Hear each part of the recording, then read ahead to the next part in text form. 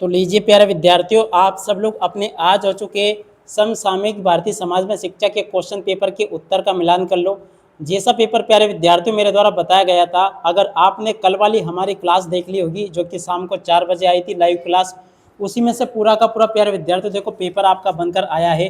ठीक है ना। एक एक क्वेश्चन का आंसर आप लोग चाहे तो मिलान कर सकते हो, जैसे कि लोकतांत्रिक व्यवस्था के आदर्श लिखिए, लोकतंत्र के आदर्शों का वर्णन कीजिए।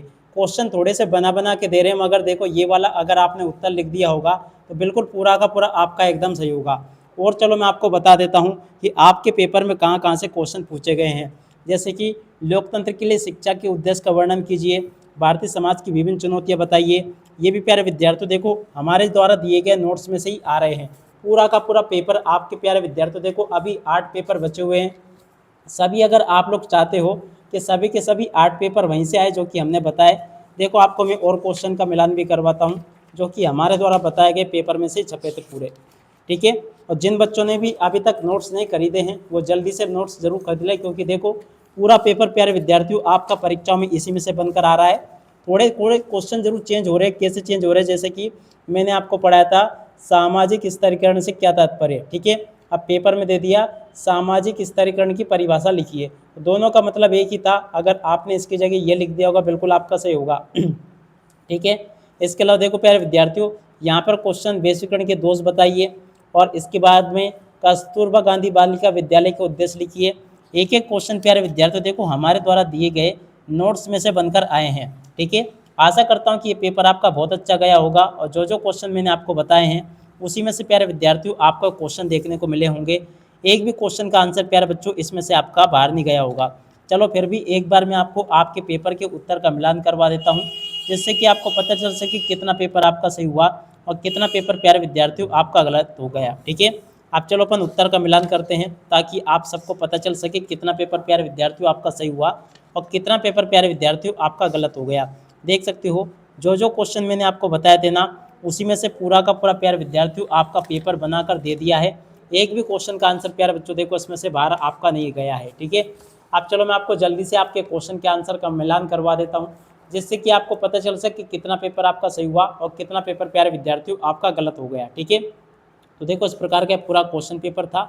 अब चलो मैं आपको एक एक करके सभी क्वेश्चन और उन क्वेश्चन के उत्तर बता देता हूँ। ठीक है। पहला क्वेश्चन पूछा है विश्वविद्यालय अनुदान आयोग की स्थापना कब हुई थी। तो देखो प्यारे विद्यार्थियों ये हुई थी 1956 में। ठीक है ना। 1956 एकदम सही है। संस्कृति का क्या अर्थ है।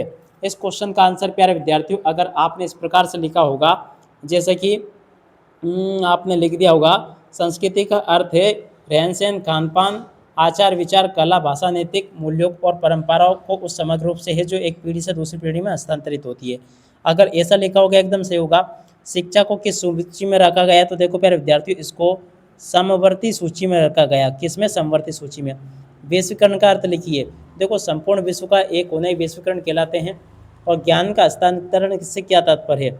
देखो प्यारे विद्यार्थियों, ज्ञान का हस्तांतरण से आशय ज्ञान, कौशल, सूचना और अनुभव को एक व्यक्ति की पीढ़ी या स्थान से दूसरे स्थान तक पहुंचाना, इसे ज्ञान का हस्तांतरण कहते हैं। ठीक है।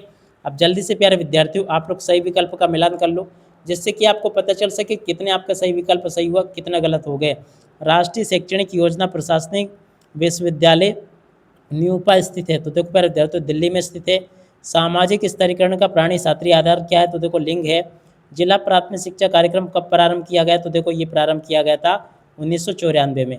अगर आपने 1994 लिखा होगा तो एकदम आपका सही होगा। अब चलो मैं आपको अगला बता देता हूँ जो कि इधर पूछा है। देख सकते हो लोकतंत्र शासन का वह रूप है जिसमें जनता का जनता के द्वारा और जनता के लिए शासन है। ये परिभाषा किसने दी थी, अब्राहम लिंकन ने दी थी। देखो यहाँ तक के सभी क्वेश्चन और इन क्वेश्चन के उत्तर प्यारे बच्चों आपको मैंने बता दिए। उसके बाद में देखो आगे आपके पेपर में क्वेश्चन इस प्रकार से पूछे गए हैं। अब चलो मैं आपको आगे के सभी क्वेश्चन और उन क्वेश्चन के उत्तर और बता देता हूँ ताकि आपको ये अच्छे से समझ में आ सके। रिक्त स्थान पूर्ति प्यारे विद्यार्थियों देखो प्रश्न नंबर 3 में पूछी गई थी।